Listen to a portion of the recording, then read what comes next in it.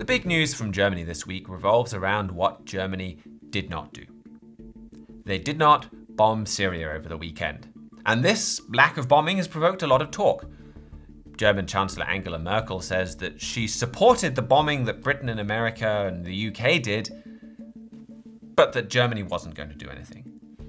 And that lack of action is generally popular. About 60% of Germans, polls show, say that they think that strike on Syria by the US and others was a mistake.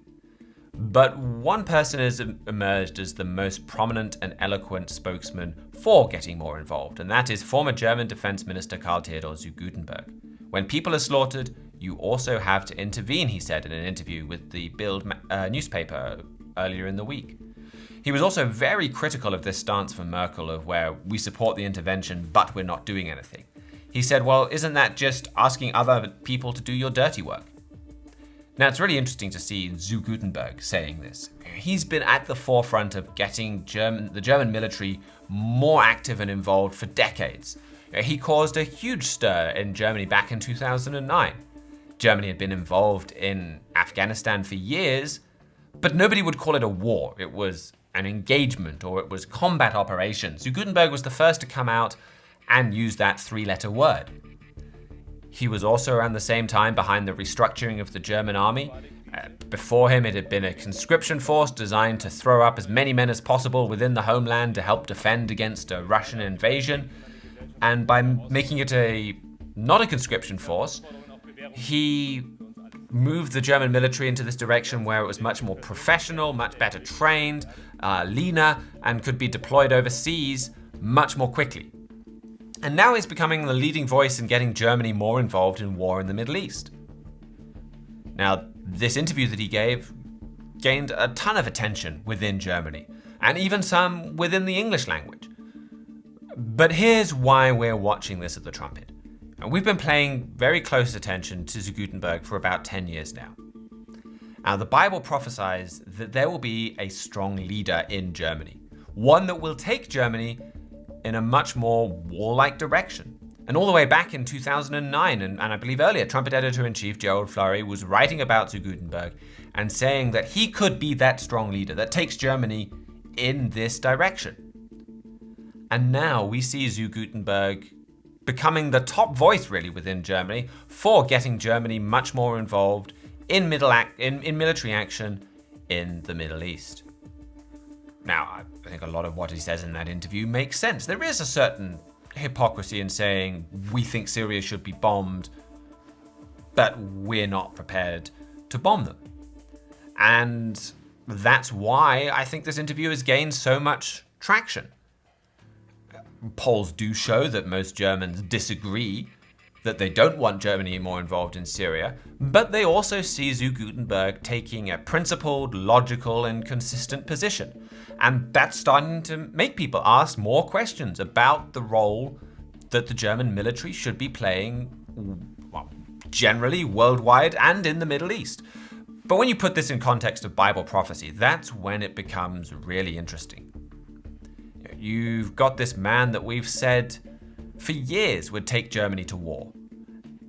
And now you see him in the news literally promoting exactly that. Now this prophecy of a strong German leader, it's a key Bible prophecy, and you shouldn't just take my word for it. You can read more about what the Bible prophesies in this leader for yourselves in our free book, A Trumpet Special Report, A Strong German Leader is Imminent.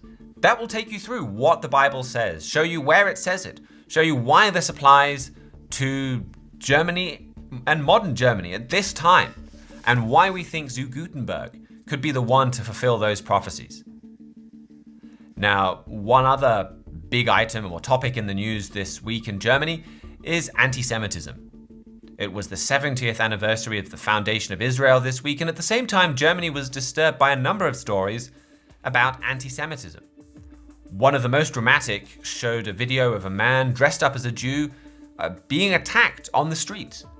Now, this victim was actually an Israeli Arab, but he wore a kippah to see what it would be like as a Jew walking around the streets of Germany. And he found out, and the video shows him being whipped and verbally attacked, physically attacked.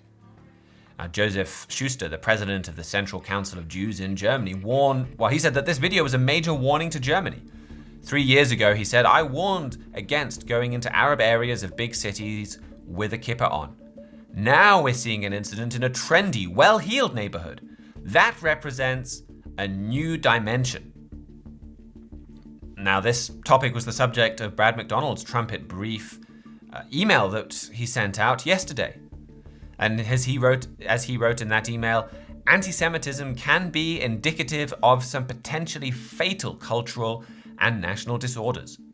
It's a dangerous problem, but it's also a symptom of really deep underlying problems in society. And so you see that symptom in Germany, you see it here in the UK as well. And you can read more about that subject in his trumpet brief. Pay attention to rising anti-Semitism in Europe and Britain. And while you're there, sign up so that you receive those Trumpet Daily briefing emails, personal messages from our writers in your inbox every day.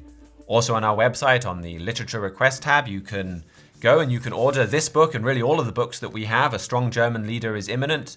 Just add it to your basket, put in your name and address. We'll send it to you for free. No money, no credit card numbers, nothing like that required. We're more than happy to send these out to you. And if you're watching this on YouTube, you can click the subscribe button so you stay in touch with all of the video content that we produce as well.